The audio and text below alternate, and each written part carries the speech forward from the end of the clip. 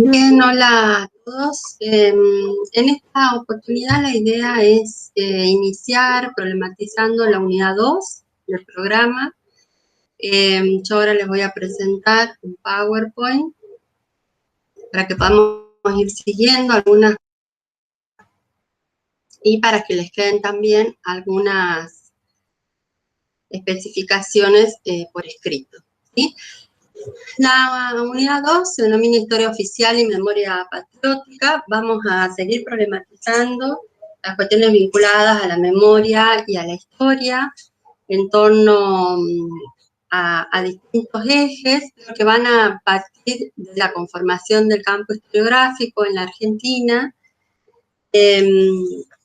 justamente ya problematizando la historia científica, como lo hemos visto en la unidad 1, la especificidad de la historia como ciencia, cómo la historia escrita además va adquiriendo un peso específico en la historiografía, pero no en la historiografía, sino en el campo, digamos, de los historiadores, no solamente al interior de la disciplina, sino también cómo ese discurso historiográfico que se va conformando desde la segunda mitad del siglo XIX va teniendo impacto y peso en el ámbito público, en el sistema educativo, en los manuales escolares, en las fiestas patrias, en las conmemoraciones, en la monumentalización. Es decir, cómo ese discurso historiográfico va permeando no solamente el propio campo de los historiadores y la historia escrita va adquiriendo un peso específico y justamente ese discurso que va conformando esas primeras obras y esos primeros consensos historiográficos se van haciendo cada vez más centrales y vamos a ver cómo hay elementos que se conforman en la segunda mitad del siglo XIX que llegan, atraviesan el siglo XX y que incluso uno podría rastrear y problematizar hasta el día de hoy, ¿sí? Y por otro lado, cómo ese discurso se materializa y el efecto, la efectividad que tiene esa materialización en distintas monumentalidades, en los nombres de las calles, en los nombres de los edificios, pero también en los actos, en las conmemoraciones, cómo se repiten rituales, lo que hacen es consolidar una memoria patriótica, una historia escrita oficial, y una memoria patriótica también avalada, promovida por el Estado y por sus agentes. Pero a la vez, en esa memoria patriótica, lo que vamos a ver es cómo hay otras memorias que a veces son silenciadas, acalladas, pero que permanecen latentes, memorias de otros grupos, de otros sectores sociales que no están representados en esa memoria patriótica o en esa historia oficial que se elabora en los textos escritos. ¿Sí? Así que por ahí va a ir la problematización de la unidad 2, ya vamos a entrar, por supuesto, en la Argentina y en Salta en particular, en la figura de Güemes, en la figura de los héroes y caudillos, en un año que es particular y que queremos profundizar y salir de los lugares comunes de la conmemoración oficial y esta conmemoración en torno a solo aristas destacables y modélicas de los héroes. ¿Sí? Así que en esta oportunidad empezamos con el punto 2.1, que es la conformación del campo historiográfico en la Argentina, héroes y caudillos, polémicas historiográficas, el papel de la crítica. En primer lugar, me interesa problematizar la noción de campo. ¿Sí? Es una noción que nos queda no del todo cómoda y la ponemos a propósito, en parte porque tampoco hay otra noción cuyos significados más amplios, ya dentro del campo de las ciencias sociales, tenga especificidades como la noción de campo. ¿Sí? No habría otra noción que la reemplace. Pero además la ponemos justamente para poder problematizarla, para poder discutir con los autores, discutir con ustedes, entre nosotros. ¿Para qué sirve la noción de campo? ¿Cuáles son los límites y cuáles son las potencialidades? Por supuesto, partimos de Pierre Bourdieu, ¿sí? Y esta noción de campo, que él utiliza una metáfora como un campo de juego, con tensiones, con competencia, con grupos que pugnan y que compiten entre sí para estar en el centro del campo, otros grupos que van a estar más en las periferias, y sobre todo grupos, personas, conocimientos, dependiendo de qué campo estemos refiriéndonos, van a quedar por fuera, ¿sí? No van a lograr formar parte de ese campo. Es una noción que hay que tomarla con cuidado en el sentido de no dar el campo por hecho, por existente o preexistente, y mucho menos de una vez para siempre, ¿sí? La noción de campo tiene en el propio Bourdieu un dinamismo, una historicidad que no debemos olvidar, ¿sí? Nosotros hablamos de la conformación del campo historiográfico, pero lo entendemos como un proceso que va a surgir de una serie de tensiones, de polémicas, de críticas, las cuales van a conformarse esas nociones, se va a conformar el campo, pero un campo historiográfico que va a estar en permanente tensión y por lo tanto es histórico, ¿sí? Quienes están en el centro del campo en un momento pueden ser desplazados hacia los márgenes, de acuerdo a la evolución de los criterios de conformación del campo historiográfico, incluso personalidades destacadas, por ejemplo, que pueden quedar fuera del campo historiográfico, por ejemplo, con los procesos de profesionalización. Entonces, por un lado, no perder de vista el dinamismo, la historicidad de la noción de campo, y que es un juego y una competencia permanente, ¿sí? Uno no puede analizar el campo historiográfico en la Argentina, no sé, a mediados del siglo XIX, y creer que allí ya está conformado y se acabó la historia, sino que hay que ir siguiendo las tensiones, las dinámicas, las polémicas, e ir ubicando, e ir tensionando a los actores, a las instituciones, a los discursos, en cada momento que nosotros vamos analizando, ¿sí? Entonces, tener siempre en cuenta ese concepto de campo, no quitarle historicidad, no quitarle dinamismo. Por otro lado, ustedes van a ver en el texto de Gustavo Prado, que ustedes tienen para la lectura de estos temas, que él habla de un campo protohistoriográfico en la Argentina. Prado es un texto pionero que ha servido para problematizar muchísimo la historia de la historiografía en la Argentina, ha permitido pensar, ampliar los criterios con los que se venía analizando, ha permitido ubicar autores, obras, procesos, pero que sin embargo, por lo menos 2 décadas después de la publicación de ese texto, las críticas vienen justamente por esta noción de protohistoriográfico. Lo protohistoriográfico hay que tomarlo con pinzas, en el sentido de no anticipar los procesos. A ver, como historiadores sabemos cómo terminan las historias, sabemos cuáles son los procesos triunfantes.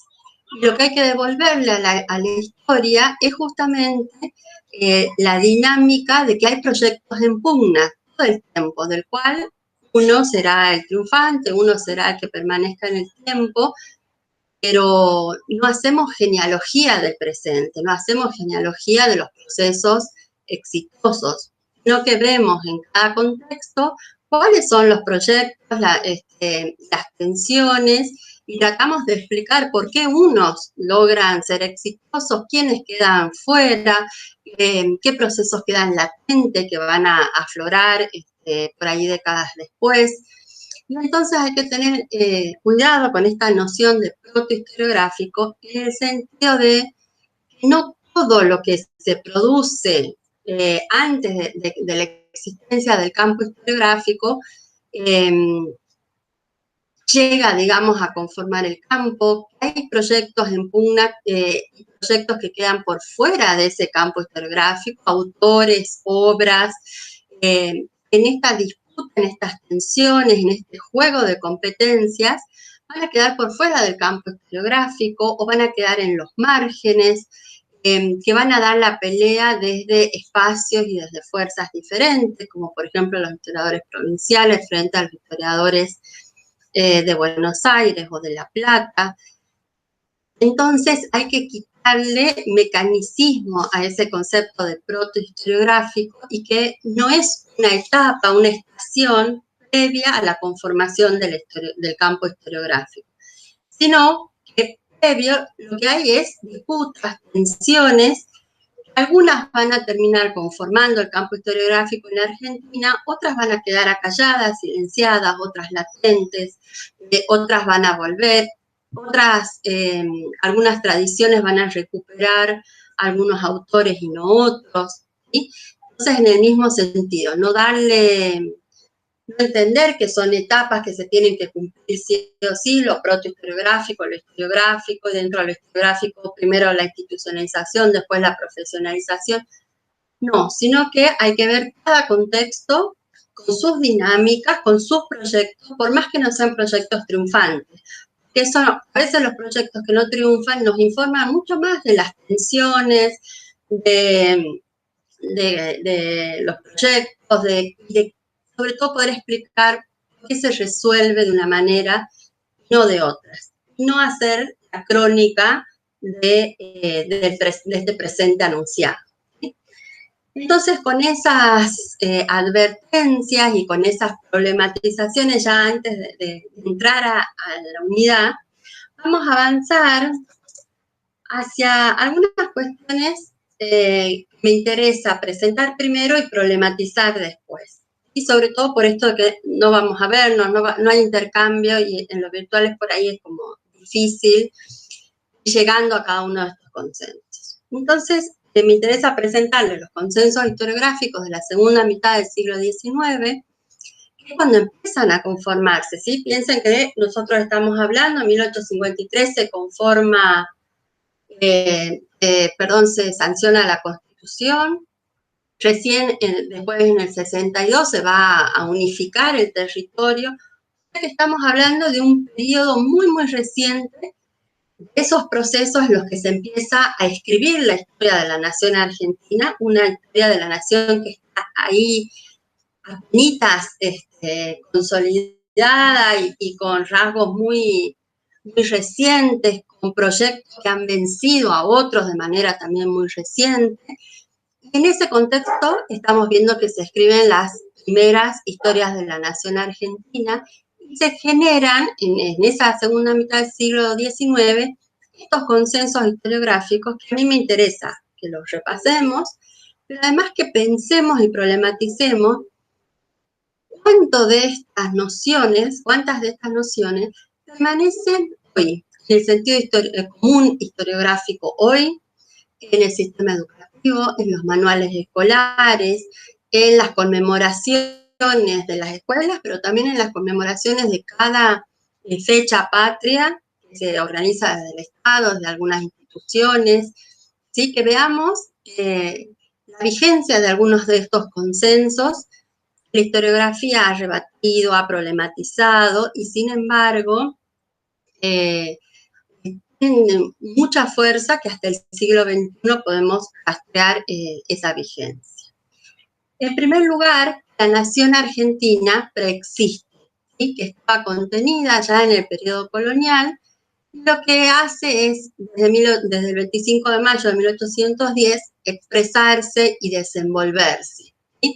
Es decir, no una nación que se construye con muchas dificultades, con muchos proyectos, con proyectos enfrentados, con guerras civiles, con problemáticas, con aduanas internas, con problemas económicos, sino por el contrario una nación que ya está contenida en el periodo colonial, que está ahí latente y pugna por desenvolverse. En ese sentido, también hay como un consenso, se genera un consenso de que la nación es anterior a las provincias. La nación que nace parte en 1810 va conformando también el territorio, va conformando las otras entidades que son las provincias. En segundo lugar, el segundo consenso es que mayo de 1810 se va a convertir en el mito de origen de la nación argentina, va a ser 1810 y no 1816.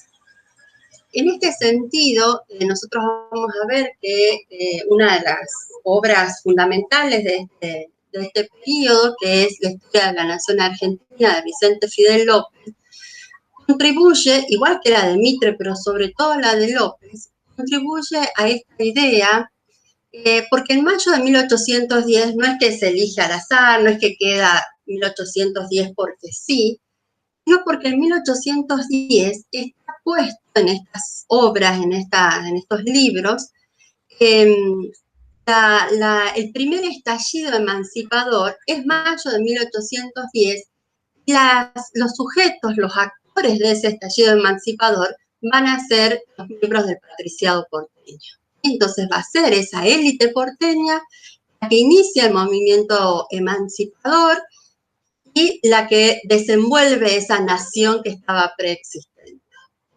Eso desdibuja las continuas negociaciones, la gestación muy dificultosa del proceso de independencia, de la firma de la independencia en 1816, que claramente está, digamos, la élite porteña queda en pie de igualdad a otras series de movimientos, de diputados de los distintos espacios, la fuerza que tienen otros espacios económicos también en 1816 y otros protagonismos. Y entonces, al centrar en el 25 de mayo de 1810, se centra también que el movimiento emancipador tiene origen en la élite porteña. Un tercer punto, un tercer consenso, refiere a las fronteras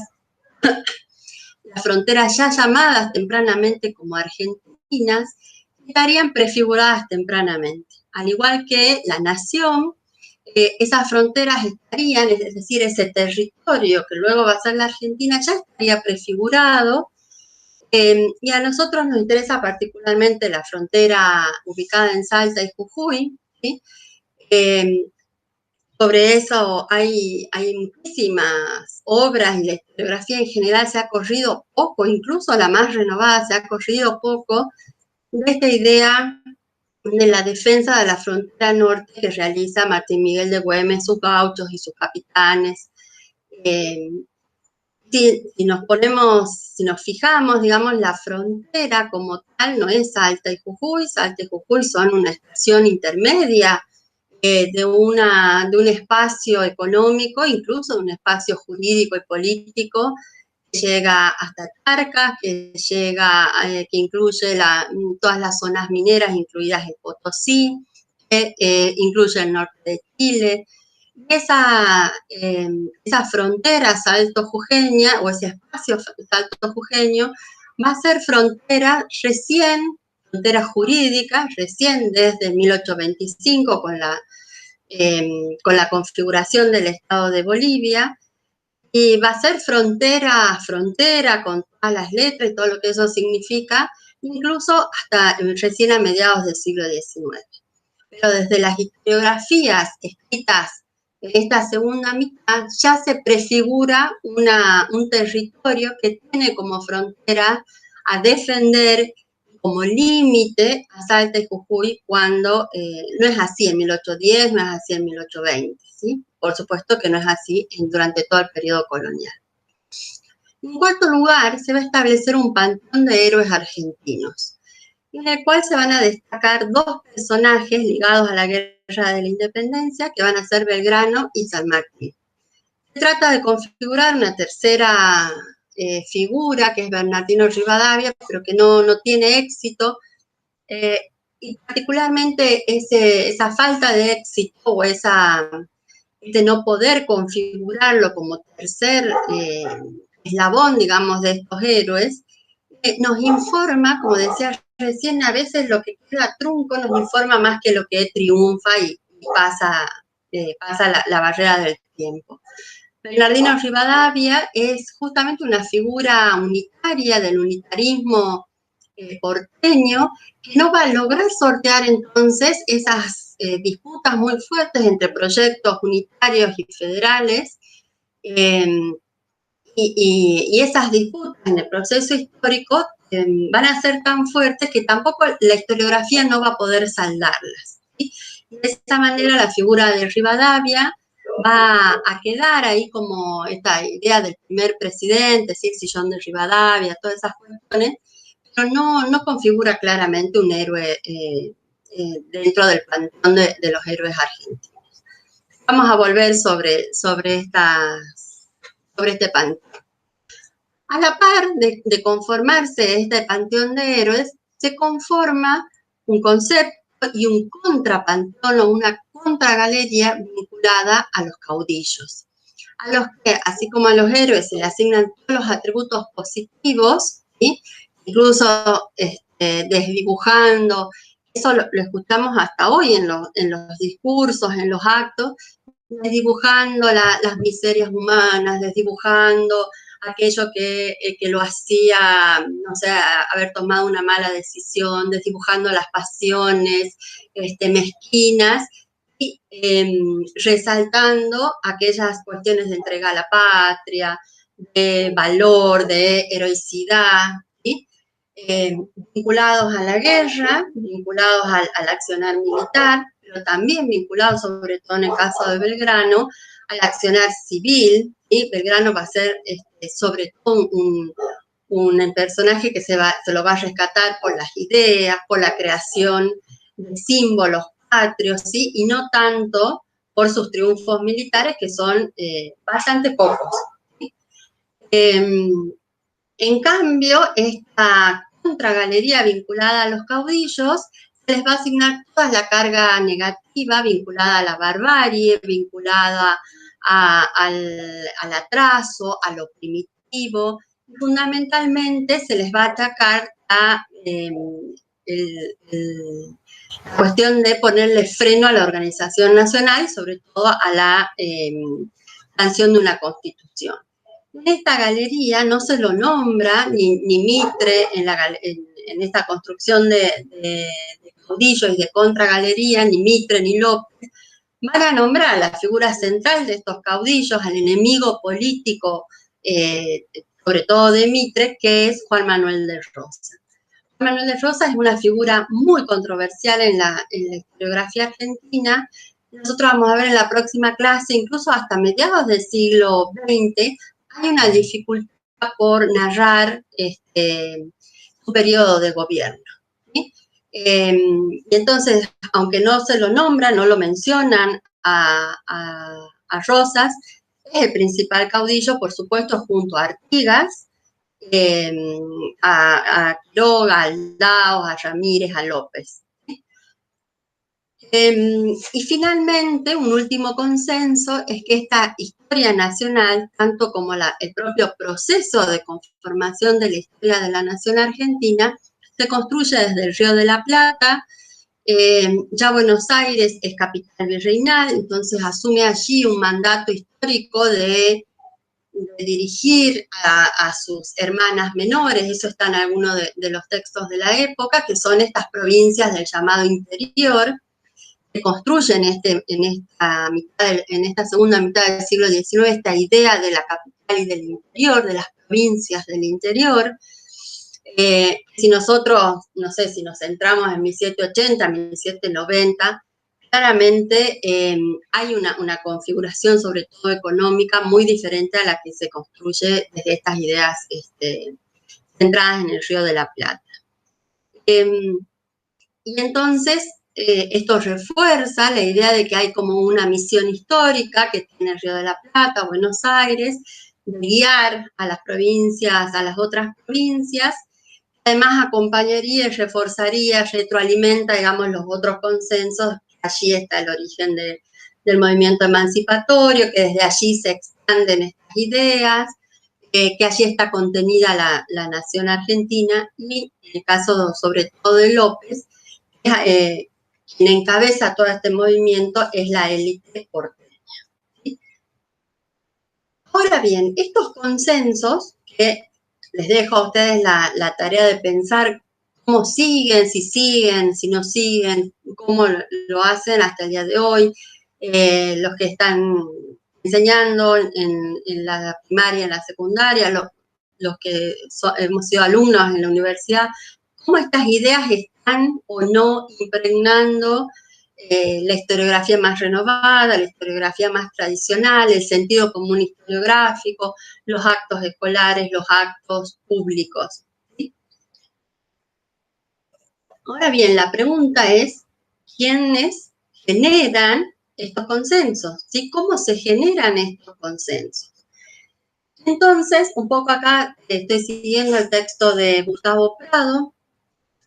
Nos tenemos que preguntar entonces quiénes son los primeros historiadores, está entre comillas, que van generando estos consensos, ¿sí? Que van elaborando obras que muestran una preeminencia de 1810, una preeminencia de la élite porteña, un acompañamiento menor de las provincias del interior, la conformación de la frontera norte.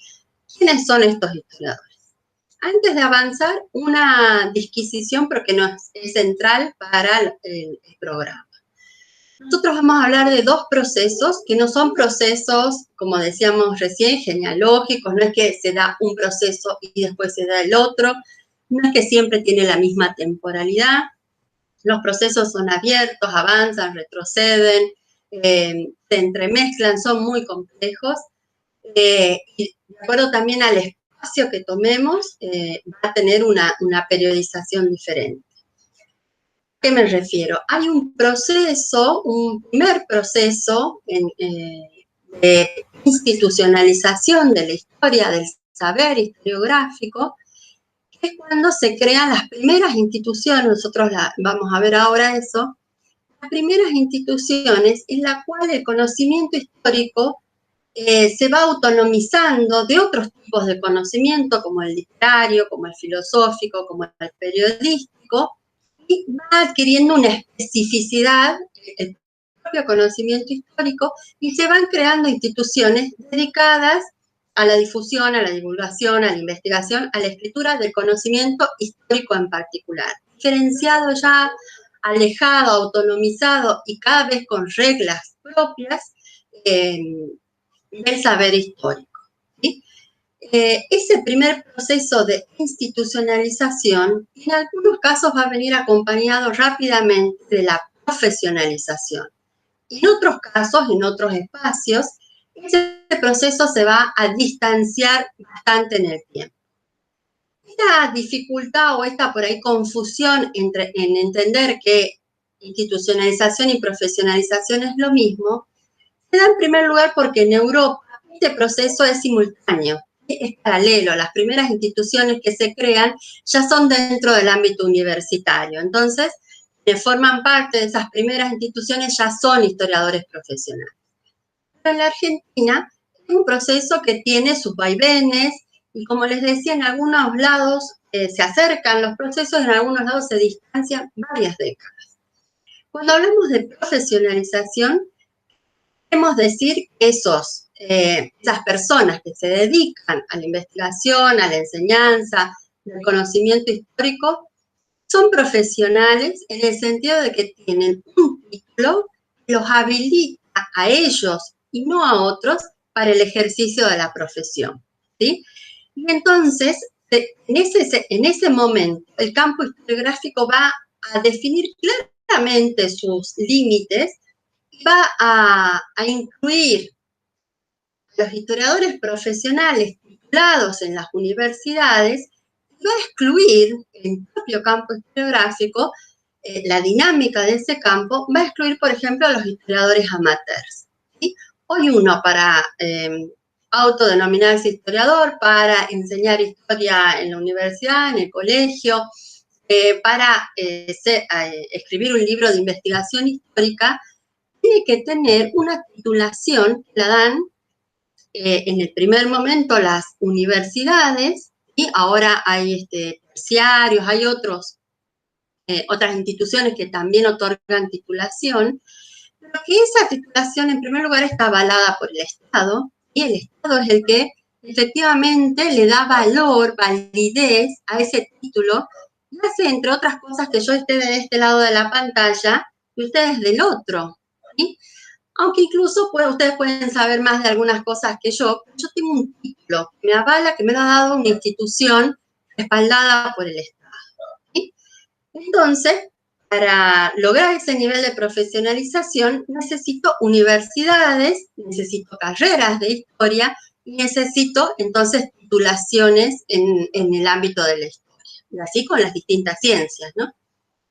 Pero además, la otra pata del proceso de profesionalización es que los profesionales de cualquier disciplina deben poder vivir, es decir, subsistir económicamente a través del ejercicio de su profesión. Es decir, que tienen que cobrar por el ejercicio de su profesión. Esto también va a distinguir a los historiadores profesionales de otro grupo de historiadores, de autodenominados historiadores, que sobre todo ahora en la segunda mitad del siglo XIX, la primera mitad del XX, incluso hasta avanzado el siglo XX, van a ser historiadores amateurs, es decir, sin titulación, pero además historiadores cuya principal ingreso o cuyo ingreso no viene del ejercicio de la historia, ¿sí? De la enseñanza de la historia o de la investigación histórica, sino que son abogados, que son periodistas, que son políticos, que son miembros del clero, y esa es su forma de subsistir, o bien que tienen propiedades o están dedicados a actividades productivas, ¿sí? Entonces, el ejercicio de la historia viene como una afición, como un hobby, ¿sí? Como parte de sus intereses como abogado, como miembro de las élites, como miembro como parte, por ejemplo, de los periódicos, ¿sí? Porque no están viviendo del ejercicio de la profesión, ¿sí? Los profesionales actualmente, eso también la sociología de las profesiones ha establecido estas cuestiones, ya no son más aficionados, ¿sí? Ya no son más aquellos que tienen el privilegio de la renta, eso está también en Prado, lo dicen muchos historiadores, es decir, que tienen cubiertas sus necesidades, entonces pueden dedicar tiempo al ocio, a las artes o al ejercicio de la historia, sea la investigación histórica. Eso, cuando hablamos de profesionalización, eso ya no se da más. Y eso también ha permitido este doble proceso en la profesionalización, la ampliación del campo de historiadores, ¿sí? Porque ahora, de hecho, yo misma, ¿sí? Me dedico a la investigación histórica, a la enseñanza de la historia, porque tengo un título, porque he concursado un cargo y porque tengo un sueldo que me permite hacerlo, ¿sí? Y entonces no voy a decir democratizado, porque es una palabra que está tan bastardeada, pero sí ha ampliado mucho la posibilidad del ejercicio de la historia a otros sectores que no son las élites, ¿sí? Aclarado eso, vamos a ver, les decía, en algunos casos, institucionalización y profesionalización van a ir casi de la mano. En otros casos, como el caso de Salta, vamos a tener un proceso de institucionalización bastante temprano, que lo vamos a ir además analizando cuáles eran esas instituciones, un proceso de profesionalización bastante tardío. Recién en la década del 80, de 1980, podemos hablar ya de historiadores profesionales y de un campo historiográfico profesionalizado en Salta, ¿sí? Antes lo que tenemos es abogados, sacerdotes, incluso personas sin ninguna titulación que se dedican al ejercicio de la historia, ¿sí? No sé, Bernardo Frías, Atilio Cornejo, fíjense que Atilio Cornejo es un referente de la historiografía salteña hasta la década del 80, ¿sí? Y él es abogado de profesión, Frías también. Nombro los más conocidos, ya vamos a ir nombrando otros a lo largo de las clases, ¿sí? Entonces, hecha esa aclaración, teniendo en cuenta que esos procesos pueden coincidir, pueden distanciarse a veces muchas décadas, vamos a preguntarnos quiénes son los historiadores, entre comillas, por eso las comillas, ¿sí? Para que no confundamos que son profesores o licenciados en historia, sino autodenominados historiadores, ¿sí? Que ellos se reconocen a sí mismos como interesados y como además no solamente que cuentan historias, sino que hacen un ejercicio disciplinar, es decir, que cumplen las reglas disciplinares que se están gestando en el siglo XIX, ¿sí? Se autodenominan historiadores, algunos de ellos incluso casi tienen una dedicación exclusiva al ejercicio de la historia, a la enseñanza, a la investigación, a dar charlas, a conformar las instituciones, ¿sí? Estos primeros historiadores, autodenominados historiadores, son intelectuales, como decíamos, polifacéticos, con un capital inespecífico. Ana Teresa Martínez tiene un artículo sobre los intelectuales de provincia muy interesante, donde ella problematiza esta idea, esta noción, este concepto de intelectuales de provincia, ¿sí? Los primeros historiadores de provincia. Tienen un capital inespecífico que justamente les permite moverse, desempeñarse como periodistas, como literatos, escribir obras históricas, dar conferencias, no sé, sobre algún personaje, sobre algún hecho histórico, o el ejercicio de la política, compaginado, digamos, con el quehacer historiográfico. Así que es, digamos, esa inespecificidad también les permite moverse por distintos ámbitos, cosa que nosotros en la actualidad tampoco no podemos ejercer de otra cosa que de la cual nos habilita nuestra profesión. No digo que no haya, digo que ya los campos están conformados de tal manera que yo no puedo ir a dar una clase de filosofía, ¿sí? Puedo compartir una clase, dar alguna, no sé, la historia de algún filósofo, pero no puedo enseñar filosofía, no puedo hacer periodismo, y hay ya una especificidad. En este momento, en la segunda mitad del siglo XIX, los historiadores son intelectuales polifacéticos que se mueven en estos distintos ámbitos y que van adquiriendo también capital, prestigio, no solamente en el campo de la historia, sino también en estos otros campos, ¿sí? El intelectual más polifacético de la época es sin duda Bartolomé Mitre, ¿sí? Si ustedes toman cualquier biografía de Mitre, van a ver realmente que se mueve, incluso con bastante experticia, en distintos campos, ¿sí? Es presidente de la nación, es general de los ejércitos, ¿sí? Lucha en ambas arenas justamente para actuar y para defender un proyecto político del cual es parte. Pero también es periodista, ¿sí? Sin duda. Es periodista, pero además tiene una empresa periodística, es un hombre de letras, es un historiador, ¿sí? También se dedica a la historia.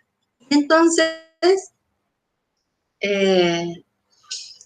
ahí uno ve en esas figuras como la de Mitre, pero que la podemos recorrer en distintos historiadores de esta época, esta inespecificidad, este movimiento en distintos campos.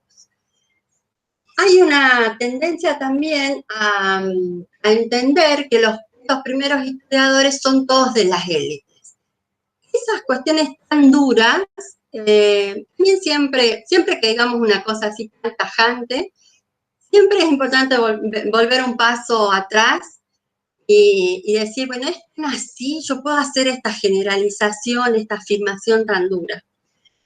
Si bien gran parte son miembros de las élites, en parte por lo que decíamos recién, no está profesionalizada el ejercicio de la historia, entonces hay que tener una cuota de capital económico para que permita un tiempo de dedicación, digamos, a la lectura, a la lectura de documentos, a la traducción de libros, a recopilar archivos, ¿sí? Sin embargo, a pesar de que un porcentaje muy importante de los historiadores son miembros de las élites, incluso desde la segunda mitad del siglo XIX hay otros intelectuales que pueden venir de las corrientes inmigratorias, pero que pueden venir también de los sectores medios, de estas clases medias, entre comillas. También se van a dedicar a la historia, que van a poder acceder, por ejemplo, al ejercicio de la historia a través de las carreras de magisterio, tanto femenino como masculino, y entonces que van a llamarse, autodenominarse también historiadores, van a escribir, van a investigar, van a enseñar historia, y que no necesariamente son de las élites. Me dirán, bueno, pero no son la mayoría. Bueno, nos está informando de que hay una posibilidad, hay un resquicio, hay ahí una abertura a otras voces, a voces que no son necesariamente de las élites, y que es muy interesante preguntarnos también qué historia hacen estas maestras y maestros que se dedican a la investigación histórica. Ya en la próxima clase o en la siguiente, Osvaldo les hable en 2 palabras sobre Benita Campos, una periodista, una maestra que viene de sectores medios, que tiene una revista que se denomina Güemes, y que uno, tentado de decir, bueno, viene de otros sectores, va a hacer otra lectura, no hace lecturas tan diferentes que la de otros historiadores de élite. Entonces, bueno, ahí volver a preguntarnos sobre el peso de estos consensos, sobre la posibilidad de abrir otras historias, otras interpretaciones, qué pasa con jugadores que no son de las élites, ¿sí? Un montón de preguntas reinteresantes, un campo abierto a la indagación en Salta sumamente interesante. La segunda pregunta que dice Prado es, bueno, ¿por dónde circula este conocimiento histórico? Si todavía no hay universidades, si no hay lo que nosotros conocemos ahora como congresos, como revistas científicas, no hay clases de historia porque no hay carreras todavía. Bueno, nos preguntemos por dónde circula ese conocimiento histórico, las obras de Mitre, de Vicente Fidel López, de Bernardo Frías, de Sorreguieta, bueno, ¿por dónde circulan? Todo responde, bueno, hay una serie de redes privadas, redes asentadas sobre la sociabilidad cultural, pero también sobre las sociabilidades políticas, sobre distintos espacios de sociabilidad que pueden ir desde cafés literarios a las salas de reuniones o de tertulias, perdón, de miembros de las élites, y allí está estudiado el papel de las mujeres, de las esposas, en las reuniones estas literarias para leer, se reúnen para leer periódicos o para leer distintas obras. También espacios mucho más con especificidades, por ejemplo, de género, como por ejemplo acá el Club 20 de Febrero, que solo pueden ser miembros varones. Entonces, la circulación del conocimiento de estas primeras obras se asienta sobre la sociabilidad, sobre los espacios de sociabilidad previos, ¿sí? De sociabilidades políticas, de sociabilidad cultural, se asienta en redes personales, ¿sí?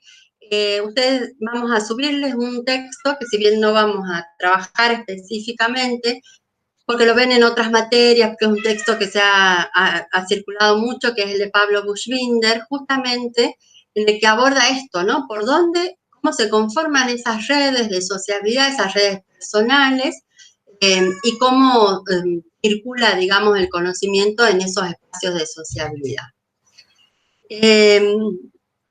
Pero también un lugar específico para la circulación del conocimiento histórico va a ser la prensa. Y la prensa, lejos de como es hoy, la prensa tiene un espacio bastante importante justamente para estos artículos de cultura, de historia, Y va a ser allí también en la prensa donde se van a circular lo que luego se van a convertir en libros, van a circular en partes, así como las novelas que iban como por capítulo, también el conocimiento histórico. Luego algunos libros van a compilar y lo que iba saliendo fragmentado en la prensa se constituye como un libro después ya unificado. Y en la prensa, además, y por eso siempre es tan importante la pregunta, bueno, sobre la circulación del conocimiento, pero la circulación también de los escritos, quiénes leen los libros, quiénes leen la prensa, qué prensa existe, dónde se publican, dónde publica Mitre, dónde publica Vélez Sarsfield, dónde le contesta Vicente Fidel López, ¿sí? Entonces es muy importante ver no solo dónde se publica, sino qué circulación tiene canarios de la época donde está circulando este conocimiento. Les decía, además, la prensa es un elemento clave porque en la prensa se van a dar las principales polémicas historiográficas. ¿Sí? Un historiador, en este caso Mitre, va a publicar un avance de un proceso de su investigación histórica en la prensa. En la propia prensa, otro intelectual de la época le va a polemizar, ¿sí? Va a decir, no, esto no es tan así, no estoy de acuerdo. Y entonces esas polémicas, lejos de circular por espacios especializados, ultra especializados, como es en la actualidad, si uno va a un congreso y lo escuchan y lo discuten, en el mejor de los casos, los que están ahí presentes en esa sala. Lejos de esa especificidad, estas polémicas van a llegar a todos los lectores. Y entonces va a tener un nivel de circulación pública que también es muy importante porque va a contribuir a cimentar en parte estos consensos historiográficos de los cuales hablamos.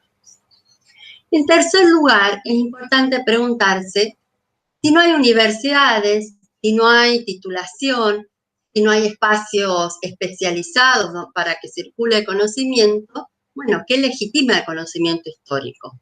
¿Sí? Hoy el conocimiento histórico está legitimado por la comunidad de historiadores, porque esa comunidad está titulada, porque lleva sus trabajos a los congresos, porque lo discute, lo publica, etcétera, etcétera. ¿Sí? Porque hay una serie de normas que todos los que hacen investigación histórica conocen, comparten y deben cumplir.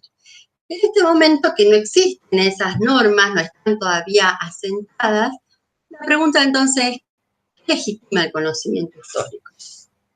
Y ahí, sin duda, en la segunda mitad del siglo XIX, lo que legitima el conocimiento, la investigación histórica, es el prestigio individual de los historiadores.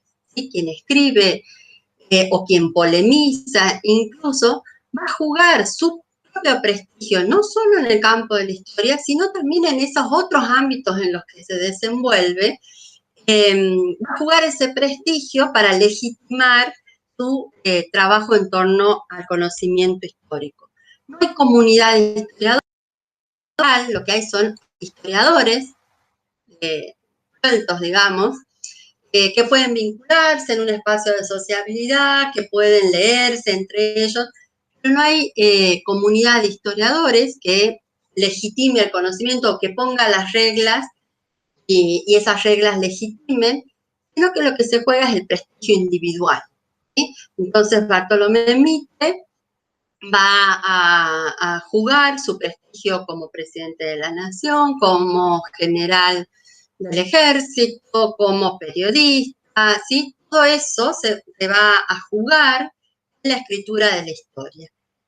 Lo que vamos a ver nosotros a través de las polémicas, que es lo que vamos a analizar a continuación, es como en esas polémicas, en esa circulación del conocimiento, en esas críticas entre los historiadores, lo que se va conformando son justamente esas reglas que lentamente van a ir legitimando el conocimiento histórico. Entre ellas, el método. ¿Sí? Una de los principales argumentos de Mitre en las polémicas historiográficas con Vélez Sarsfield y sobre todo con Vicente Fidel López, es decir, señores, yo acá trabajo con documentos históricos. Si ustedes no tienen otro documento que refute lo que dice este documento, no puede haber refutación posible.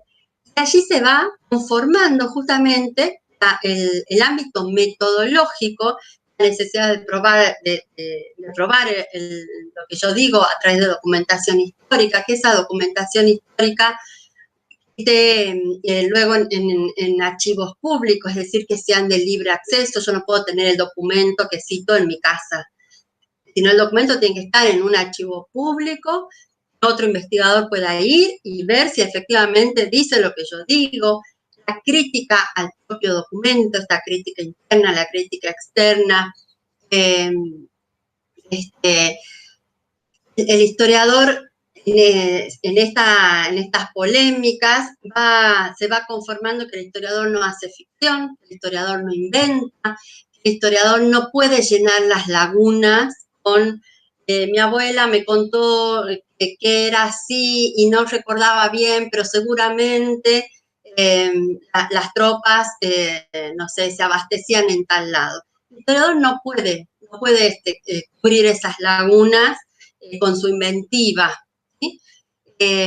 Todo eso se va generando a partir justamente de las polémicas, de las críticas, que estas polémicas sean además públicas a través de la prensa, ¿sí? Todo esto nos está informando además de que el campo historiográfico no existe por sí mismo, ¿sí? Que tenemos campo historiográfico desde tal momento y lo que tenemos que hacer es describirlo. Gustavo Prado justamente va a ese núcleo, a ese nudo de la problematización del campo. Él nos dice, la historiografía no nace por la sola presencia de una obra fundacional, más solidez y consistencia interna que haya alcanzado, sino porque esa obra, aparecida en un marco cultural propicio, suscitó respuestas, nuevas intervenciones y ácidas polémicas. A partir de este diálogo recurrente y plurilateral, como se condensaron criterios intersubjetivos acerca de la investigación historiográfica, se crearon vocaciones y se conformó un público interesado por el conocimiento de la historia. ¿Sí? Allí ustedes van a ver el texto de Prado, que toda la primera parte refiere a un artículo también muy conocido de Alperín Dongui, que se llama La historiografía, 30 años en busca de un rumbo, en el cual Alperín tiene una propuesta interesante, lo dice el propio Prado, pero comete un error central en su argumentación, es decir, bueno, desde la obra de Mitre en adelante hay un proyecto historiográfico que se frustra hacia 1880 y los 30 años en los cuales no hay un nuevo proyecto bien definido es entre el 80 y el centenario. Y ahí Prado le dice, no, cuidado, la sola aparición de las obras de Mitre, de Vicente Fidel López, de Frías o de quien sea, eso no habla de un campo historiográfico, ¿sí? Sino que esas obras lo que hacen es suscitar este movimiento, respuestas, intervenciones que van a referirse a la documentación, que van a referirse a la validez del testimonio oral, van a referirse a cómo se elaboraron los mapas, por ejemplo, si se ha recorrido el territorio o no, si se ha reconstruido de gente o se ha ido al territorio a reconstruir ese mapa. Las polémicas ahí en esa tensión, uno polemiza, tiene que dar argumentos y además dar pruebas que respalden esos argumentos. Entonces, ¿qué dice Prado? Es a partir de todas esas intervenciones plurilaterales que se van gestando estos criterios intersubjetivos que luego van a ir validando la investigación histórica. ¿Sí? Van a ir creando además un público, que van a ir creando intereses por escribir la historia, un público, unas normas metodológicas, conocidas a su vez por todos. Si se acuerdan que nosotros discutimos en las primeras clases el texto de Michel de Certeau y esto de la operación historiográfica, bueno, no es más ni menos que esto, ¿sí?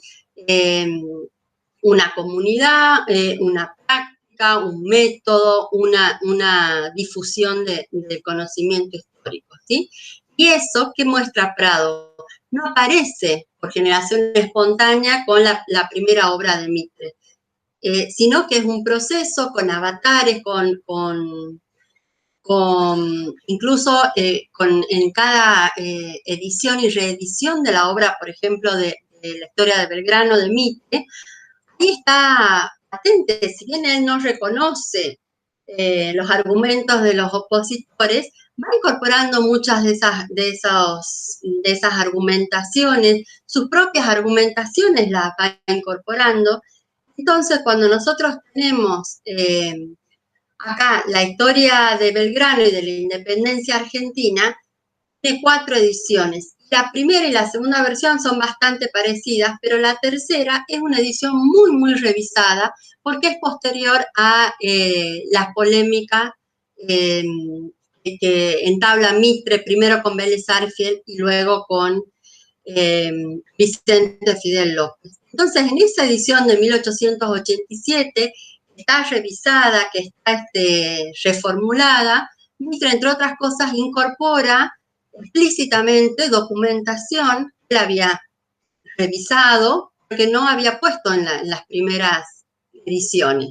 Pero cuando tiene que argumentar, contraargumentar, y decir, yo esto lo estoy diciendo porque tengo documentación, porque tengo una carta de Belgrano a San Martín que dice esto, va a ir incorporando toda esa documentación luego en la versión de 1887.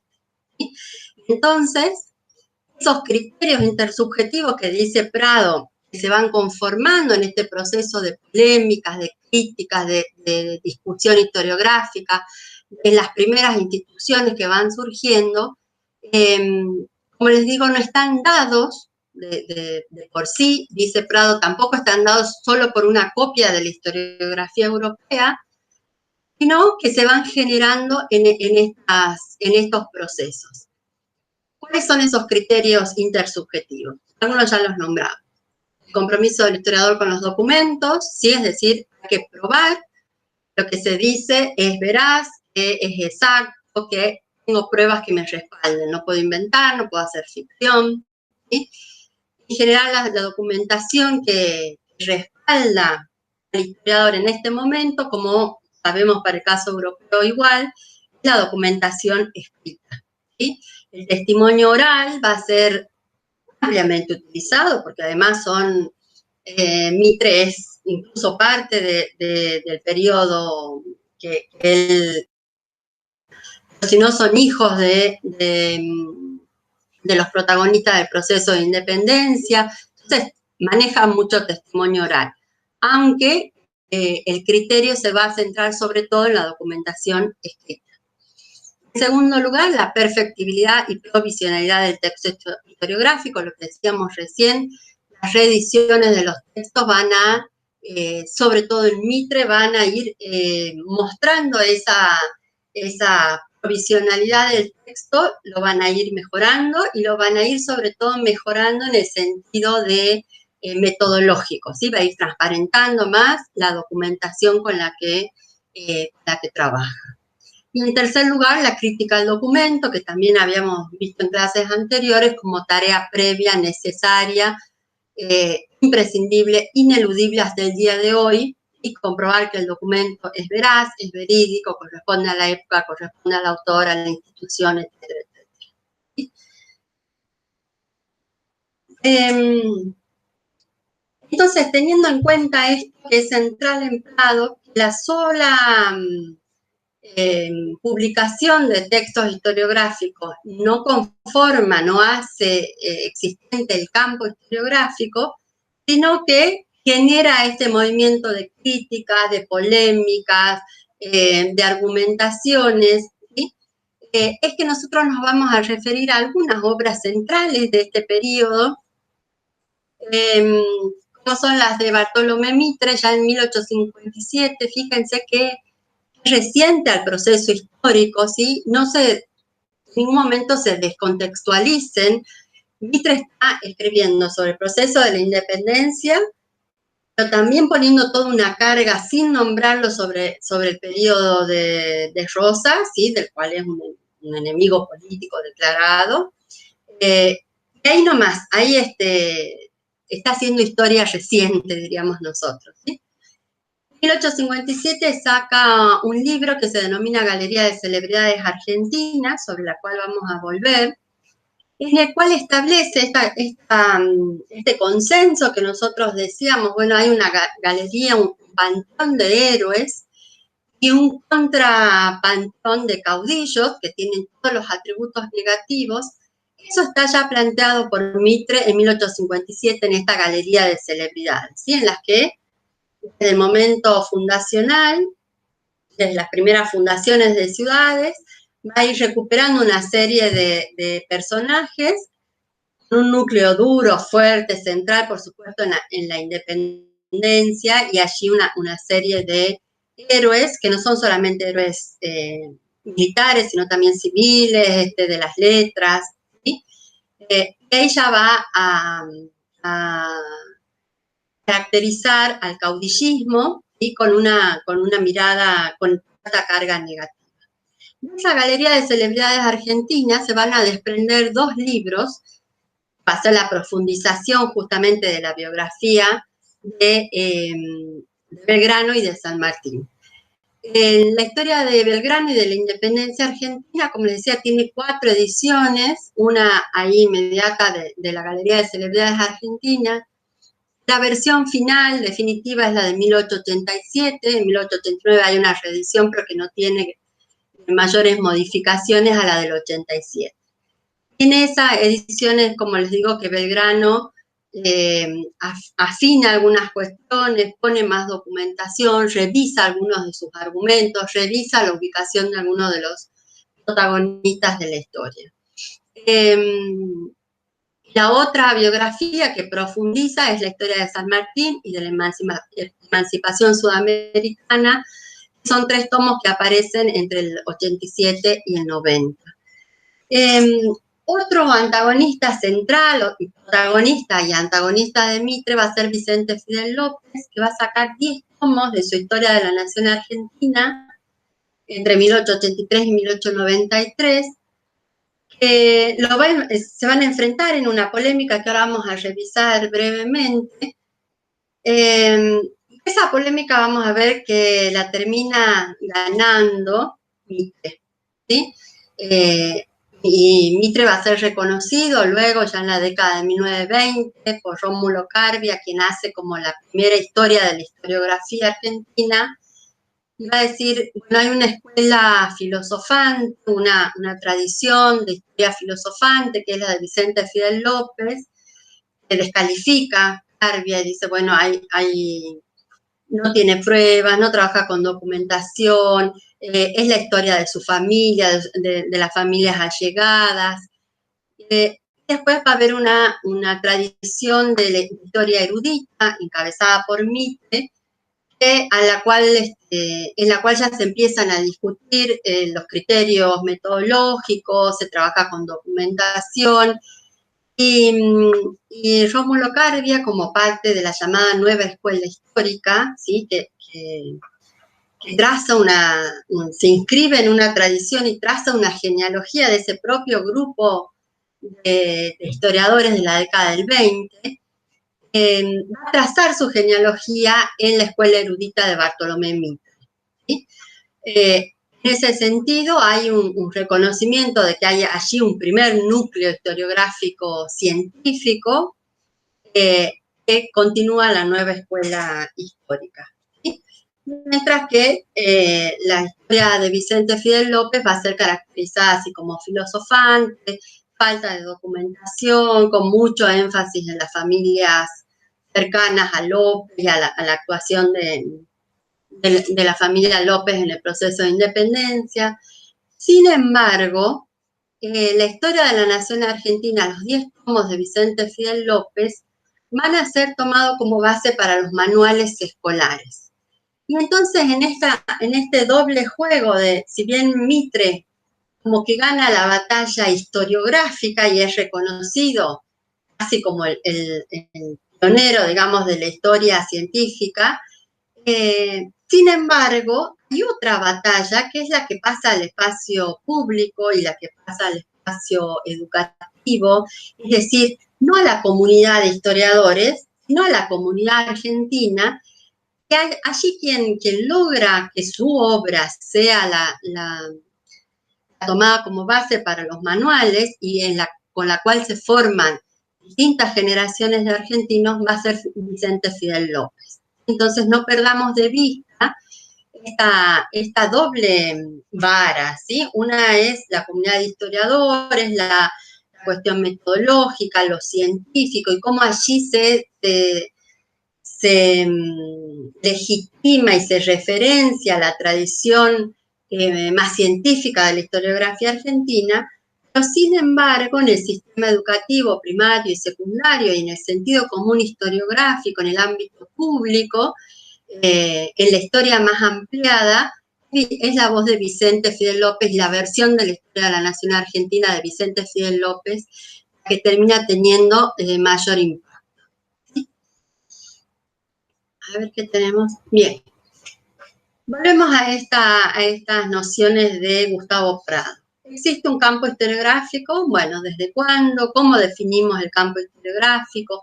¿Cuándo se torna necesario, dice, delimitar el campo historiográfico? Es decir, ¿cuándo ya no se puede hablar, no se puede seguir siendo un intelectual polifacético? ¿Cuándo empieza a ser necesario hablar desde una institución especializada? ¿Cuándo se separa, se autonomiza el discurso historiográfico del discurso periodístico, del discurso literario? ¿Sí? Cuando ese campo se va especializando, además, en base a qué criterios y fundamentos. ¿Sí? Esas son las preguntas centrales del texto que nosotros tratamos de ir problematizando hasta acá.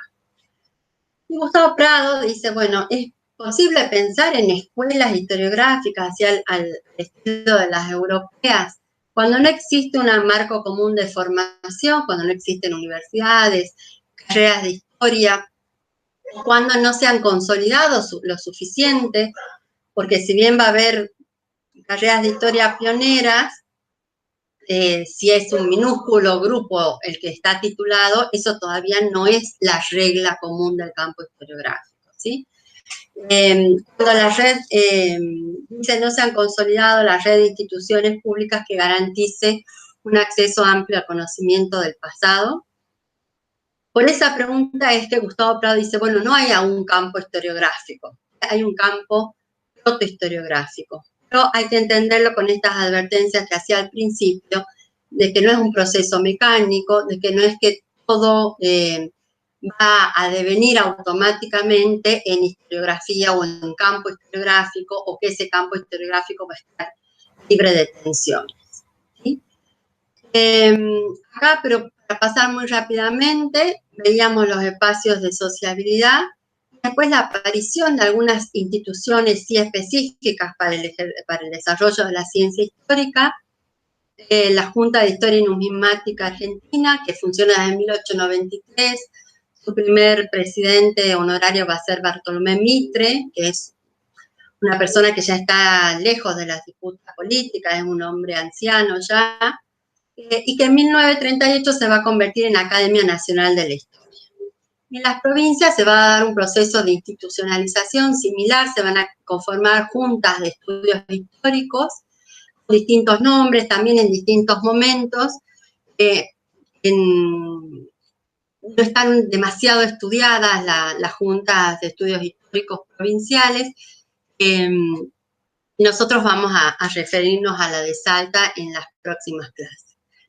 Después también van a surgir instituciones específicas en las universidades. Se crean la Facultad de Filosofía y Letras en la UBA en 1896 y en 1920 la Facultad de Humanidades y Ciencias de la Educación en La Plata. Allí también se van a crear al interior de esos ámbitos universitarios instituciones específicas dedicadas a la investigación histórica, pero que sobre todo en esos espacios, en el Instituto de Investigaciones Históricas de la UBA, el que hoy se conoce como el Instituto Ravignani, es donde el proceso de institucionalización y profesionalización va a estar mucho más vinculado, ¿sí? Porque ya van a regirse por normas universitarias, por la reglamentación universitaria, entonces van a tener que adecuarse mucho más a las normas de estos ámbitos. Pero también va a haber otros ámbitos provinciales de formación, en las que les decía yo también van a aparecer otras figuras que no son necesariamente de las élites, aunque me estoy refiriendo a los colegios nacionales, y aunque los colegios nacionales están bien caracterizados como espacios de formación de las élites, ¿sí? Sin embargo, allí en los colegios nacionales se van a colar bastantes sectores medios, como les decía, devenidos del magisterio, que luego van a poder incursionar en estos ámbitos.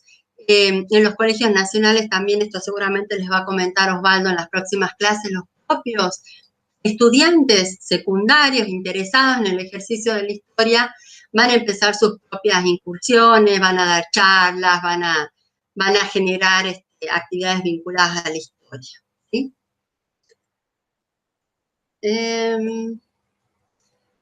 ¿Cómo se va conformando este campo, entonces?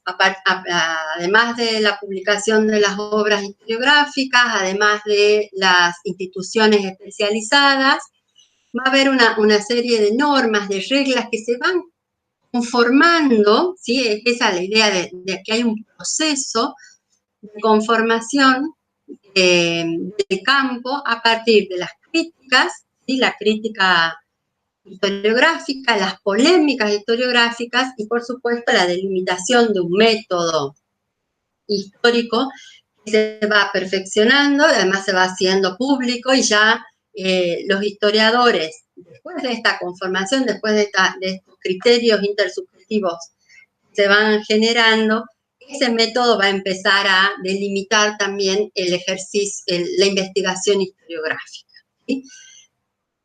Si bien la polémica con Vicente Fidel López en los 80 vamos a ver que está la polémica por el uso o no de documentación histórica, eso ya en el siglo XX, incluso en la primera década del siglo XX, es algo superado, ¿sí? Ya para hacer historia hay que seguir un método y ese método empieza y termina y está centrado en el documento histórico.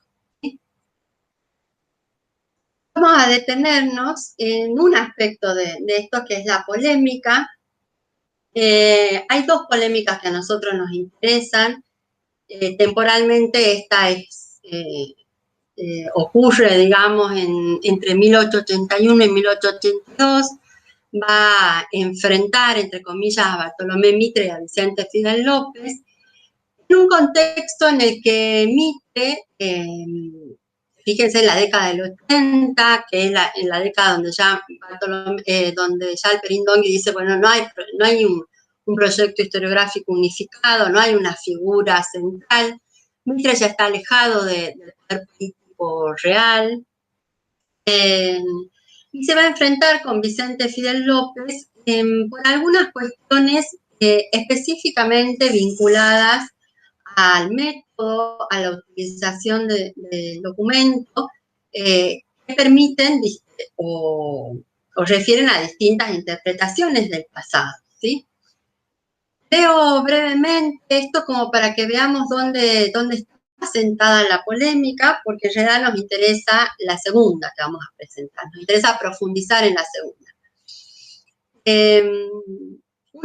Dice Vicente Fidel López, esta polémica circuló en la prensa, como decíamos recién, fue una polémica muy extensa, extendida en el tiempo. Si ustedes revisan los periódicos de la época, hay, no sé, notas o intervenciones, digamos, vinculadas a temas históricos que pueden tener una página y media, empezar un día y durante 3 días, ¿sí? No es el periódico actual, ¿sí? En esa polémica que circula en la prensa, después se compila y la polémica en sí está compilada en un libro que se llama Comprobaciones históricas. Esa polémica, Vicente Fidel López dice una cosa, son los sucesos en sí mismos, y otra cosa es el arte de presentarlos en la vida con todo el interés y con toda la animación del drama que ejecutaron. Es preciso ver los tumultos y sus actores, oír el estruendo de sus voces, sorprendernos en las tinieblas de sus conciliábulos, sentir sus triunfos, temblar al derrumbe de sus cataclismos, como si todo ese bullicio estuviera removiéndose en el fondo de cada una de las páginas que se escriben. Fíjense cómo hay ahí una defensa de esto, de una retórica que llene los espacios vacíos, que le dé color a la escritura. Vicente Fidel López va a defender un acercamiento o que no se aleje la historia demasiado de la literatura, de los adornos literarios, va a ser un defensor de poder poner, reconstruir diálogos que no tienen ninguna documentación, ¿sí? Pero que pueden haber sido posibles. Hay algunos historiadores bestsellers en la actualidad que siguen haciendo y defendiendo eso. Este arte, dice Vicente Fidel López, fíjense que no dice esta ciencia, este arte, no debe confundirse con la mecánica actitud ni con la mediación metódica de los hechos. Hay una crítica ahí a lo metódico, al método. Una y otra cosa tienen su mérito y su necesidad relativa. Pero estas últimas condiciones no son el arte, sino cuestiones de simple ordenación. Mientras que la actualidad de la acción es cuestión de estética, de más o menos poder imaginativo, para agrupar los conflictos de la vida social, para restablecer los golpes de la lucha, para dar movimiento, gesto, ademán y palabra a las generaciones desaparecidas que actuaron en la escena de la patria. Y fíjense que está ahí defendiendo entonces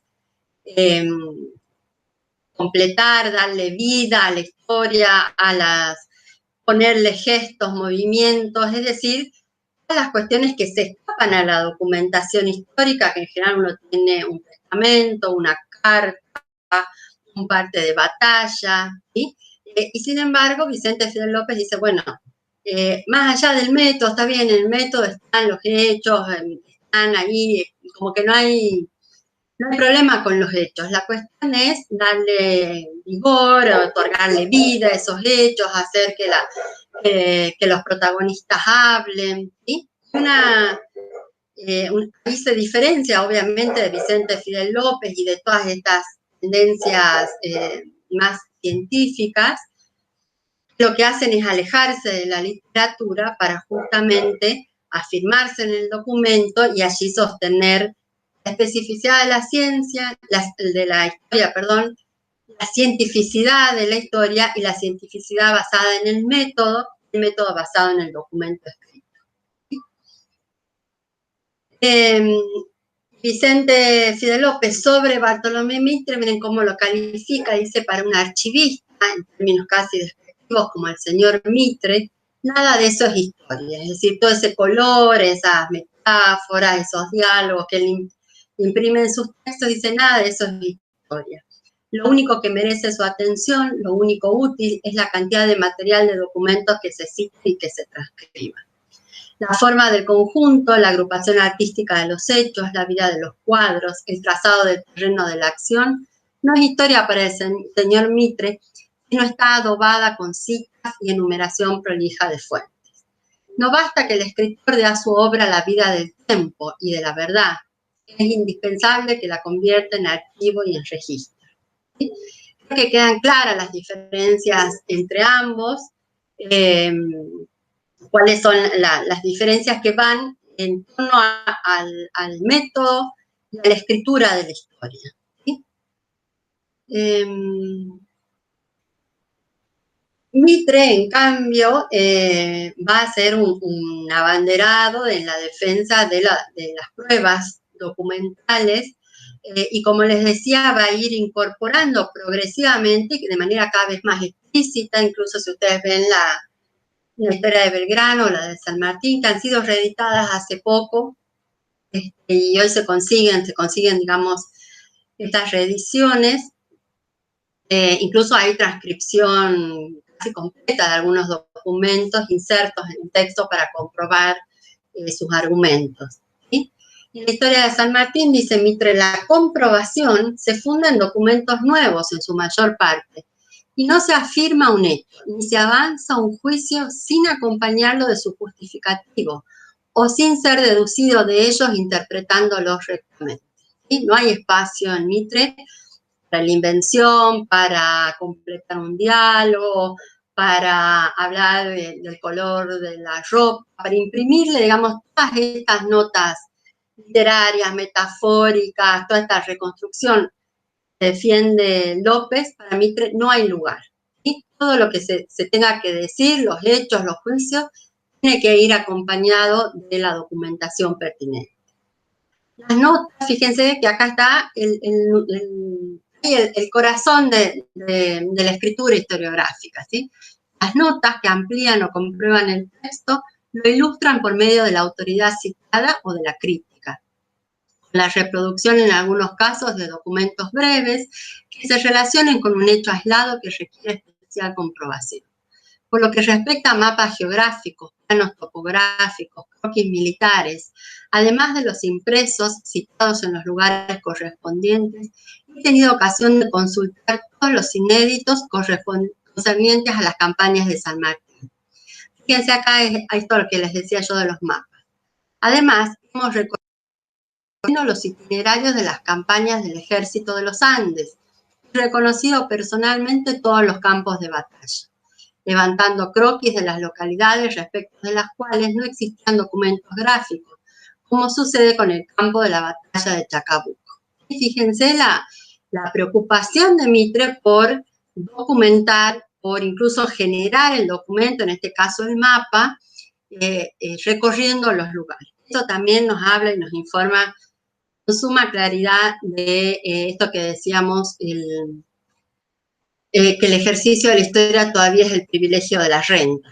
¿Sí? Hoy un historiador profesional, un investigador de la universidad, no puede recorrer el itinerario de la campaña del Ejército de los Andes, requeriría un tiempo, un presupuesto del cual no dispone. ¿Sí? Acá también muestra este periodo, digamos, de estos historiadores en la cual la historia es una afición que complementa otras carreras o que complementa o que sus ingresos principales no vienen claramente por la venta de sus libros.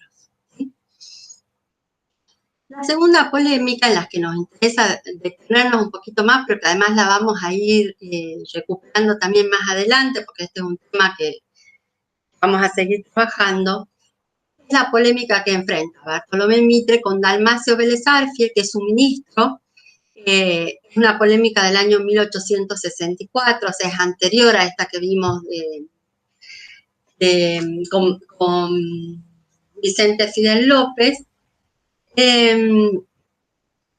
la cual acá ya hay una Dalmacio Vélez Arfiel, primero de manera anónima en la prensa y después ya se identifica, y como les digo, no es un opositor político, es ministro del propio Mitre cuando escribe esta polémica, cuando le refuta algunos de los argumentos a Mitre. La polémica o lo que refuta Dalmacio Vélez Arfiel es algunas interpretaciones de los hechos del pasado, particularmente de la historia de Belgrano y de la independencia argentina de Bartolomé Mitre. Y es una de las primeras intervenciones, la de Vélez Arfiel, que está centrada en repensar la actuación de los pueblos del norte en la lucha de la independencia. Particularmente revaloriza la figura de Martín Miguel de Güemes. Fíjense, que tempranamente, en 1864, ya Vélez Arfiel está diciendo esta interpretación sobre la figura de Güemes, el accionar de los pueblos del norte, en la obra central de Mitre, que es errónea. Dice, es necesario revisarla. ¿Sí? Fíjense porque, como les digo, es muy temprana,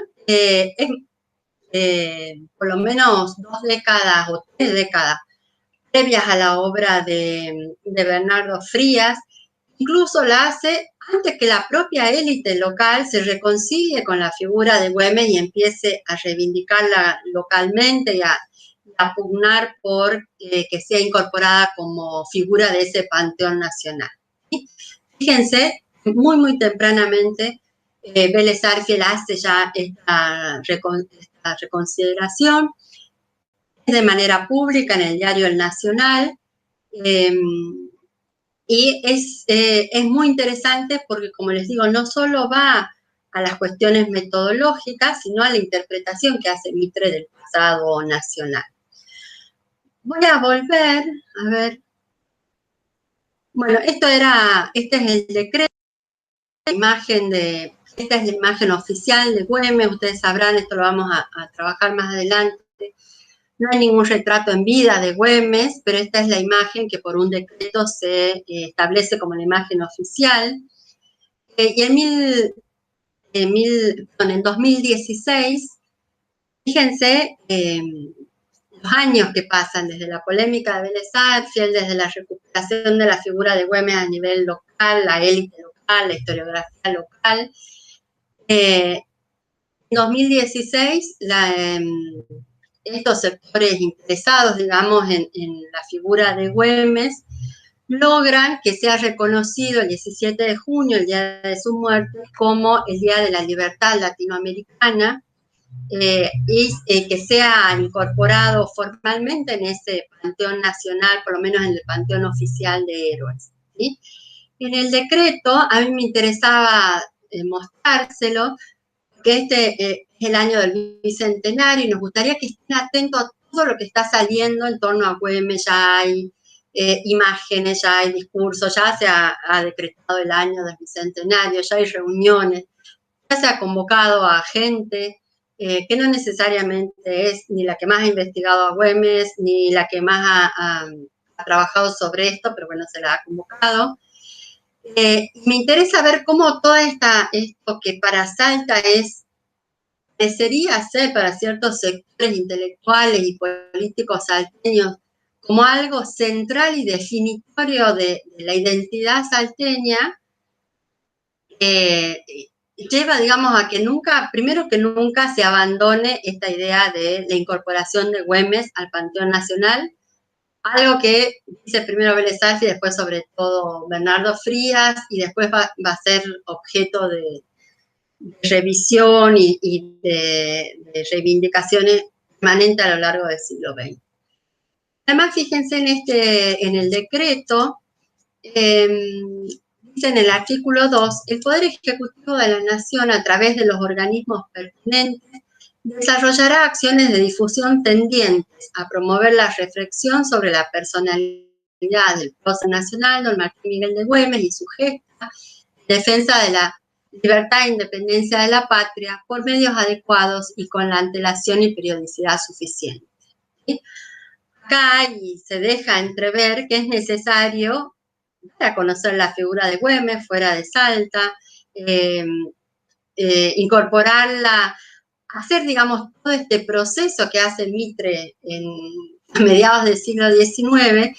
Fíjense cómo no son elementos que han permitido configurar el campo en un momento y han quedado allí para siempre, ¿sí? Sino que son procesos dinámicos. Güemes no es porque sí un héroe, ni siquiera este decreto oficial, sino que es necesario todo este trabajo y para dar a conocer la personalidad del prócer. Allí ya está contenida una visión historiográfica, que es un prócer, que hay una gesta en torno a la libertad, está contenida todos estos consensos historiográficos de los cuales hablábamos al principio. ¿Sí? Y fíjense cómo es un proceso inacabado, y un proceso que en este año del Bicentenario vamos a ver cómo tiene avances, retrocesos, polémicas, es una figura discutida todavía. Hoy escuchábamos en la radio escuchamos ya la nota a medias, pero en la cual un periodista salteño despotricaba contra un periodista de Radio Rivadavia. No escuché esa nota, en la cual se había atrevido a tergiversar las causas por las cuales Güemes es herido de muerte en el proceso de la guerra de independencia. Claramente entiendo que puede haber sido a este romance que siempre se habla de Güemes y que entonces sale de la casa de su amante, digamos, cuestiones que no hacen al proceso, pero que hacen a un nudo de identidad que parecería que no se puede tocar, no se puede sacar debilidades de estos próceres, sino parecería que estalla la figura, ¿no? Y entonces el periodista local, despotricaba y argumentaba que no se puede decir eso sobre Güemes, que no se puede tocar esa figura, ¿qué estamos diciendo entonces sobre la esposa de Güemes, sobre los hijos?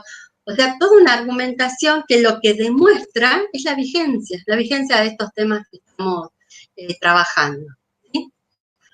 Bueno, para meternos en esta polémica es necesario volver un poquito atrás a esta galería de celebridades argentinas que les decía yo, que es la obra de Mitre de 1857, en la cual Mitre lo que hace es justamente conformar un panteón de héroes nacionales y un contrapanteón de caudillos, que serían aquellos que encarnan todos los atributos negativos.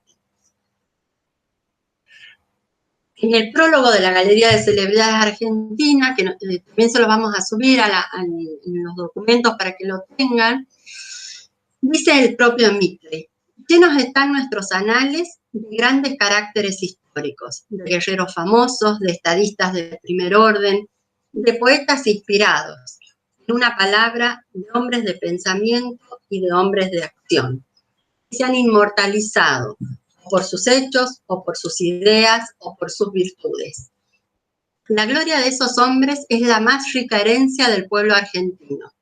Y salvar del olvido su vida y sus facciones es recoger y utilizar esa herencia en nuestro honor y en nuestro provecho. En esas vidas encontrará la generación actual modelos dignos de imitarse. En los sucesos memorables que ellas recuerden, encontrará el historiador futuro temas dignos de sus meditaciones austeras.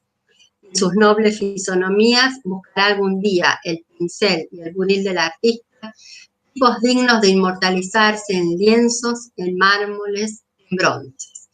Fíjense que acá no hay solo una obra de historia, no es solo una recopilación de personajes, sino que hay todo un proyecto intelectual, un proyecto historiográfico y sin duda un proyecto patriótico, y que vamos a ir nosotros retomando en el punto 2 y en el punto 3 cuando veamos justamente esta memoria patriótica oficial que se va consolidando y que se va consolidando a partir de los textos escritos, se va consolidando a partir de la monumentalización, se va consolidando en esta idea de conformación de héroes que hay que imitar, héroes que son hombres, héroes que están más allá de las debilidades de los simples mortales, ¿sí? Que son modelos a seguir. Sigue diciendo Mitre, lo tenemos allí en estos hombres y modelos que va a rescatar en su galería de celebridades. Como les decía, hay militares, pero también hay miembros del clero, hay hombres de la política, hay hombres de las artes, ¿sí? Y hay, se recuperan desde los fundadores de las ciudades, teniendo un núcleo muy importante en el periodo de la independencia, ¿sí? Que es como el nudo de la galería de celebridades. Dice Mitre, pero tenemos otro género de celebridades, aunque no merezcan, como las anteriores, las bendiciones de la posteridad agradecida, se presentarán a sus ojos con el resplandor siniestro de aquella soberbia figura de Milton, que pretendía arrastrar en su caída las estrellas del firmamento. Estos hombres, verdaderamente célebres bajo otros aspectos, ejercieron una grande influencia sobre los destinos de los pueblos del Río de la Plata. Su vida está rodeada de incidentes más dramáticos. son los representantes de las tendencias dominadoras de la barbarie y sus acciones llevan el sello de la energía de los tiempos primitivos. ¿Sí? Resuena esta dicotomía de civilización y barbarie de Sarmiento, ¿sí?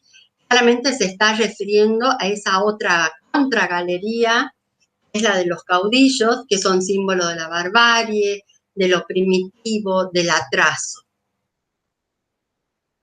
Sigue diciendo Mitre, pueden servir de lección para los venideros la vida de Artigas, la tila del caudillaje, la de López, levantando en lanzas sangrientas y proclamando entre el pillaje y la matanza los principios de Washington, que deshonraba, de Quiroga, el flagelo de Dios en las provincias del interior, la de Ramírez, caudillo impetuoso, armado de la espada y de la tea del genio del mal, la de Aldao, el fraile apóstata, tirano de la escuela de los Borgias, y la de Ibarra, cacique feroz, inmortal como Iván el Terrible, por sus crímenes y por sus crueldades inauditas. Fíjense, allí está condensada, digamos, ya en la galería de celebridades argentinas, lo que Mitre considera que son los caudillos, ¿sí? El símbolo de la barbarie, el atraso, nombra ahí algunos que encarnan lo peor, encarnan la violencia, el atraso, encarna incluso está la movilización de los pueblos en contra de la organización, en contra de la Constitución, en contra del orden.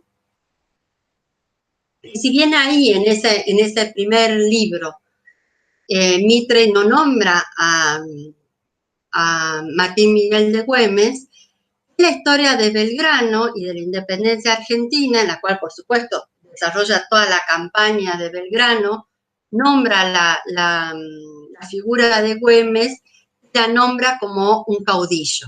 Y sobre todo en las dos primeras ediciones de la historia de Belgrano, Güemes es presentado como un caudillo con todas estas características negativas que le asigna el propio Mitre a los caudillos. ¿Sí? Entonces, la crítica de Vélez Sarsfield viene por ese lado. Hay 5 puntos que resumen la crítica de Vélez Sarsfield, ustedes la tienen en el texto de Eugenian, tienen para leer sobre las polémicas. Dice Vélez Sarsfield, en primer lugar, Manuel Belgrano habría calumniado a los pueblos del interior al aseverar que la causa revolucionaria había decaído en el año 1812. No fue Belgrano quien vuelve a encender la llama de la revolución, sino que son los pueblos. No, hasta ahí, en las dos primeras, ¿qué dice Vélez Sarsfield? La causa por la independencia no decae en las provincias del interior, hacia 1812, Belgrano no es quien vuelve a reactivar la llama de la revolución. Recuerden que además en Belgrano están puestas todos los atributos positivos de los héroes. Mitre hace un esfuerzo muy importante en la figura de Belgrano. Belgrano representa además a esa élite porteña que se quiere ensalzar, que es la que justamente inicia y mantiene la causa revolucionaria.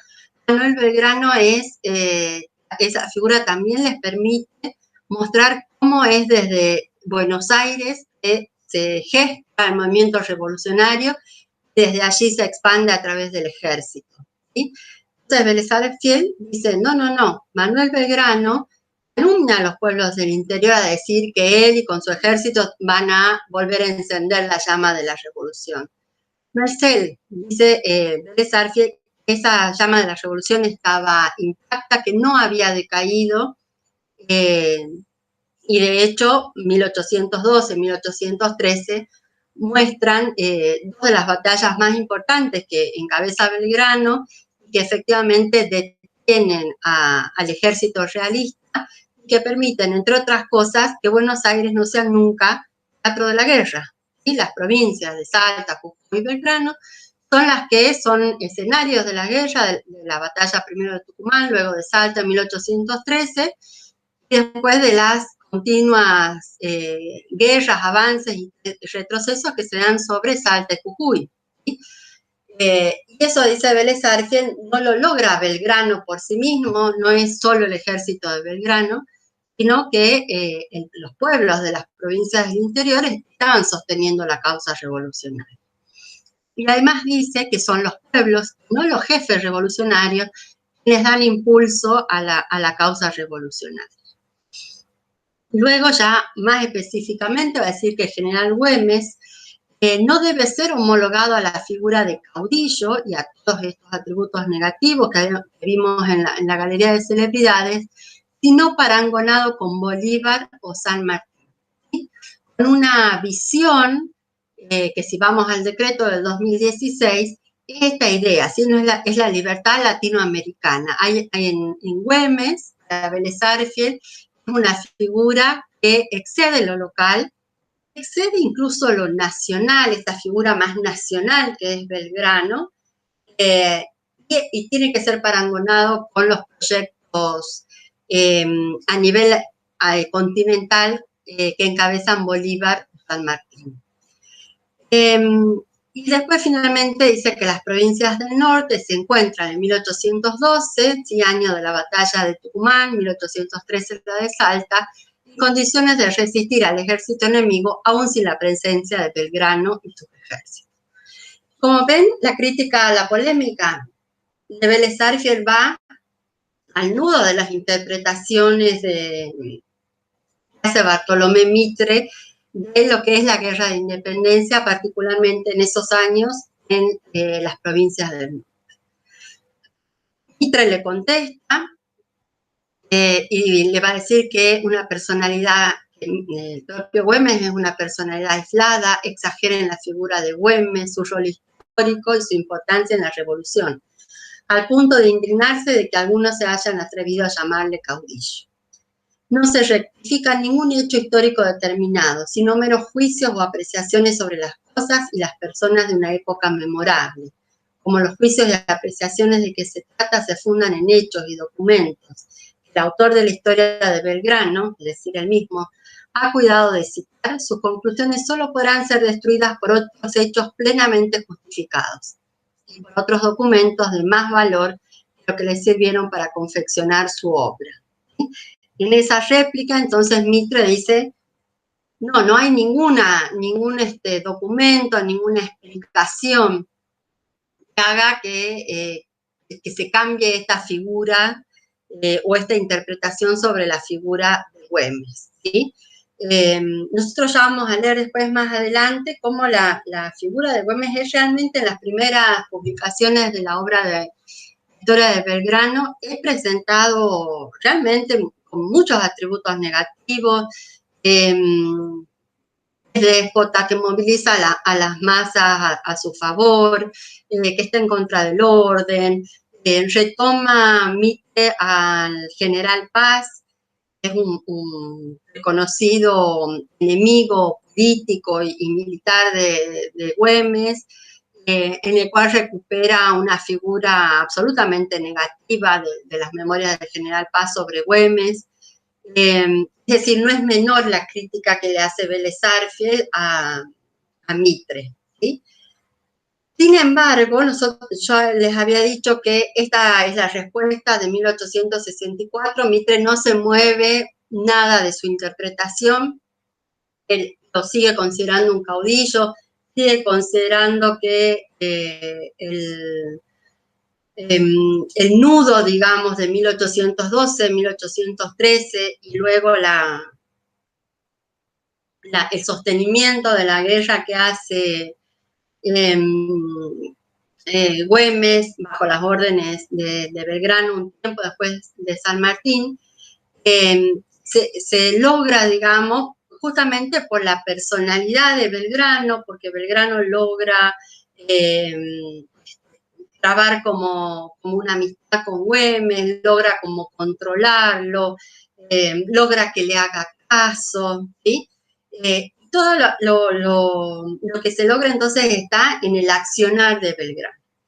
Sin embargo, en la obra la edición de 1887 ya no aparece la palabra de caudillo para Güemes y están los hechos bastante revisados, ¿sí? Por lo menos están quitados ya todos los atributos más claramente negativos, peyorativos en torno a la figura de Güemes. En el medio, esto lo vamos a profundizar, si no se preocupen, pero como para completar el cuadro. En el medio, en la última década del siglo XIX y ya en 1901 y 1902, Bernardo Frías, el historiador local, que su obra máxima es justamente la historia del general Martín Güemes, va a escribir esta obra en la cual reivindica, recupera la figura de Güemes y también de los gauchos de Güemes y del pueblo salto jujeño en la Guerra de Independencia. Ya, como les digo, posteriormente a la polémica con Vélez Sarsfield, ya Mitre retirado de las contiendas políticas e incluso de las contiendas historiográficas, un Mitre anciano recibe el envío de Bartolomé de Mitre del primer tomo de la obra de Martín, de la historia de Güemes, y le responde en una carta a Bernardo Frías esto: ha correspondido usted a las esperanzas públicas, condensando en los primeros capítulos de su libro los antecedentes históricos de la heroica provincia, teatro de las hazañas del héroe, que llenará los capítulos subsiguientes. Fíjense que ahí ya están las antípodas de su primera interpretación, Bartolomé Mitre. Güemes está catalogado como un héroe, la provincia como un territorio heroico, y allí pasan varias cosas. No es solo la obra de Frías, no es solo la polémica con Vélez Sarsfield, no es solo que Mitre ya está retirado, digamos, de la contienda, no es solo el enorme esfuerzo de recuperación de la figura que hace la propia élite local, la recuperación de la figura de Güemes, no es solo eso, sino que es todo eso, ¿sí? Lo que lleva a estas reconsideraciones, a estas revisiones que va haciendo el propio Mitre de la figura de Martín Miguel de Güemes, ¿sí? Más adelante nos vamos a meter como más en profundidad a qué dice Mitre, qué decía el general Paz, cuál es cuál figura de Güemes reconstruye y reivindica Bernardo Frías, ¿sí? Cómo elabora, digamos, la figura de este héroe local Bernardo Frías. Incluso vamos a nombrar algunas polémicas en torno a la propia interpretación de Frías sobre Güemes. Y vamos a meternos, por supuesto, en problematizar estas mismas cuestiones a nivel local, problematizar nuestra propia galería de héroes, nuestra propia monumentalización, nuestro propio panteón de héroes locales y de fechas patrias, ¿sí? Hasta acá llego, le vamos a subir el prólogo de la Galería de Celebridades Argentinas, y también les vamos a subir un material que fuimos como seleccionando, recortando de las obras, como les decía, de Mitre, de Paz y de Bernardo Frías, para ir pudiendo problematizar con información, es decir, leyendo a los autores, que es lo que nos interesa, para ir viendo, no que yo les cuente qué dice uno sobre otro, sino que podamos leer directamente a estos autores y podamos ir viendo este proceso de construcción de la historiografía local, del campo historiográfico y de estos consensos historiográficos con los que partimos al inicio de la clase. Así que bueno, ya en la reunión presencial podemos retomar y recuperar dudas, preguntas, cosas que no se hayan entendido de este encuentro. Hasta luego.